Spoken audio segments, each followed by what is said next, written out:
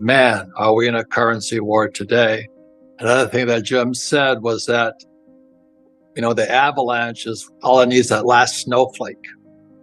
And then what happened after 2008, what they did was they kept dropping interest rates like this, but the debt went up like this.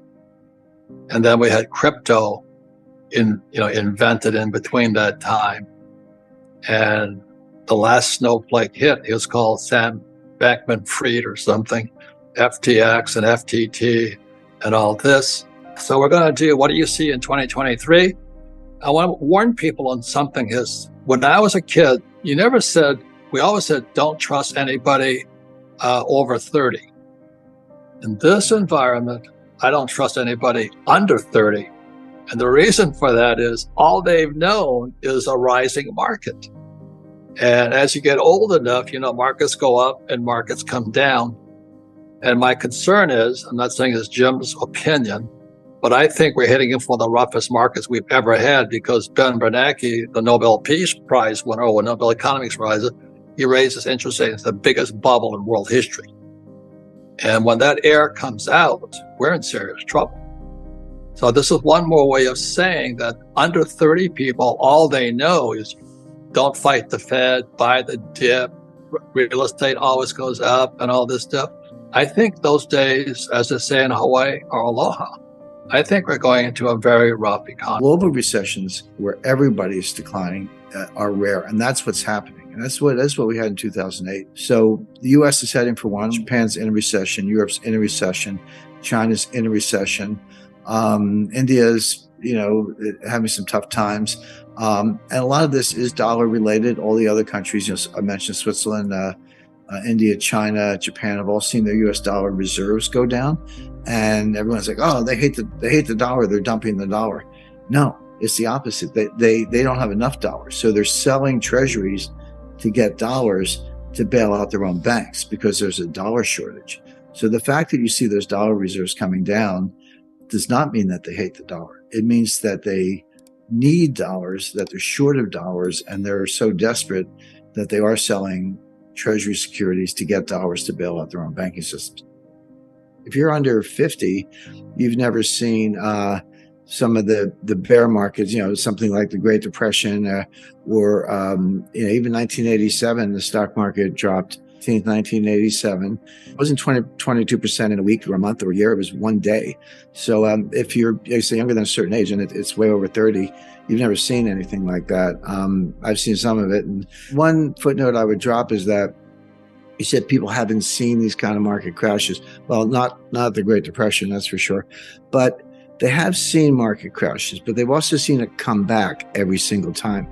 And that's what's different. So yeah, we got through 1998, we got through the dot-com crash, we got through 2008, we got through 2020 and COVID.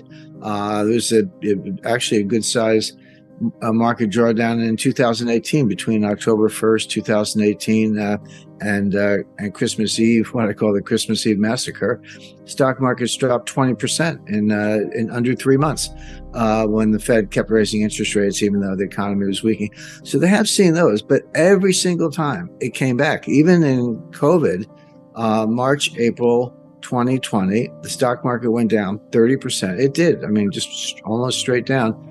But by September, we were back to new all-time highs. And so it's not that they've never seen that kind of volatility, but they learned the wrong lesson, which is it always comes back. The answer is that people don't really understand the definition of a depression. They assume intuitively, well, if a recession is 2 quarters of declining GDP, and a depression sounds worse, it must be 6 quarters of declining GDP. Well, we haven't had that. As I say, we're in the 10th year of an expansion. But that's not the definition of a depression. The definition of a depression is a sustained period of below trend growth with no particular tendency to collapse or getting back to trend. In other words, if trend growth, I'll use the United States, but you can apply this more broadly to the world. If trend growth is 3.5%, and that's probably the long-term potential of the United States. You can higher nominal growth with inflation, but we're talking about real growth. If trend is 3.5, and you're running at 2, that gap between, say, 3.5 and 2, that's depressed growth. So yes, you have growth. You're not in a technical recession, but you're in a depression because you're not getting back to that trend. The stock market crashed in October 1929, but it bottomed in June 1932. That was a 3-year moving crash or rolling crash, whatever you want to call it, with some rallies along the way. And the total damage was over 80%, not 30%, not 40%, down 80%. And what people don't know, many people don't know, is you said, okay, then it rallied in 1933 and 1934. The Fed messed up again and blundered again, as they usually do, in 1937 and threw us into a double dip. But if you ask people, okay, well, everyone knows the stock market crashed in 1929. When did it regain those highs? How long did that take? The answer is 25 years. We've left $5 trillion of potential growth on the table. That's the output gap or the growth gap, the difference between depressed growth and trend growth. That's how much wealth has been lost because of this depressed growth. By the way, that definition I gave, a sustained period of below trend growth, that's not my definition. John Maynard Keynes came up with that definition in the 1930s. It was good enough for him. It's good enough for me. I think it's accurate, but being objective, using the numbers I mentioned, we're in a depression. We're going to stay that way. The point is, you need to be prepared for things like that. And no one alive, but very few people alive have seen anything like that. So that's I think that's the right framework to put it in. And if you say, well, what if we had another market crash right now? We'll talk about reasons why in a second. Why couldn't the Fed just come right back in and, print some more money and do the same thing over again and bail out the new failures, whoever they may be, whether it's, I call them Sam Bankman-Fraud, not Sam Bankman-Fried, but there's you can just kind of keep bailing things out. Why not do it again? What's the big deal? Well, the answer is each bailout is bigger than the one before.